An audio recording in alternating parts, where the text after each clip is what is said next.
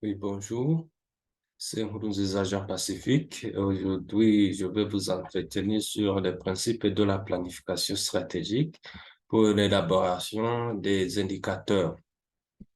Euh, les objectifs de ce cours, il s'agit de définir la planification, citer les principes de la planification, citer les fonctions du management, donner la différence entre la stratégie et la tactique, et définir la planification stratégique, maîtriser les objectifs de la planification stratégique.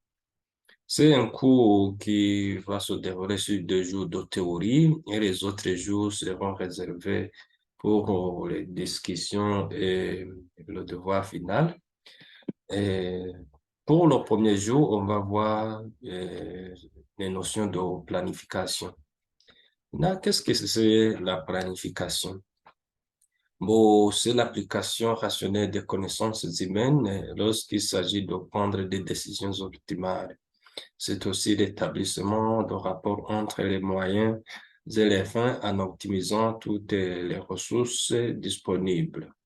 C'est se servir de son intelligence pour examiner les faits et les situations dans leur réalité concrète et trouver le moyen de résoudre les problèmes.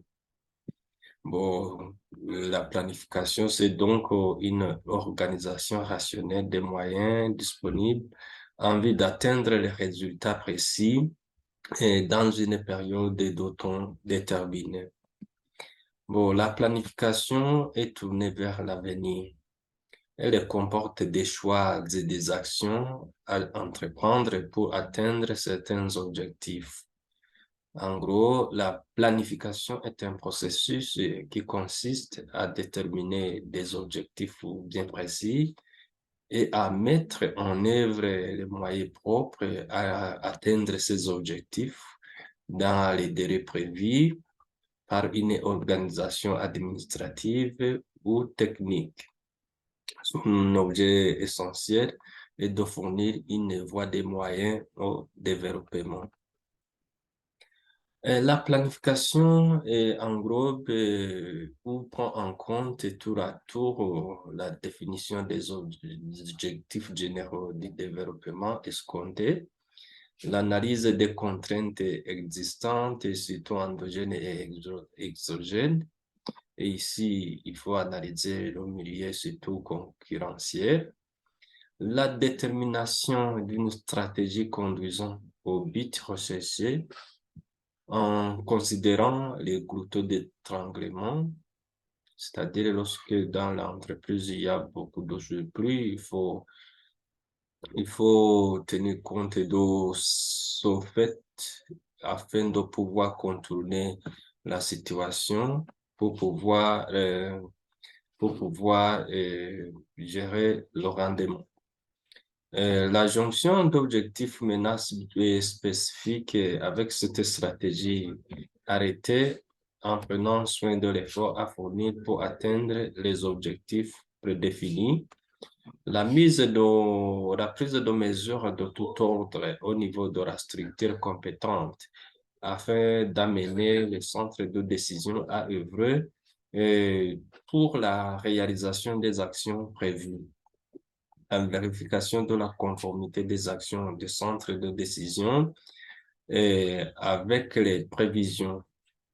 Enfin, il s'agit de l'étude des écarts entre les résultats et les objectifs en vue de procéder aux ajustements. Donc, il faut toujours faire un suivi et évaluation pour pouvoir voir si on ne s'écarte pas beaucoup des objectifs prédéfinis.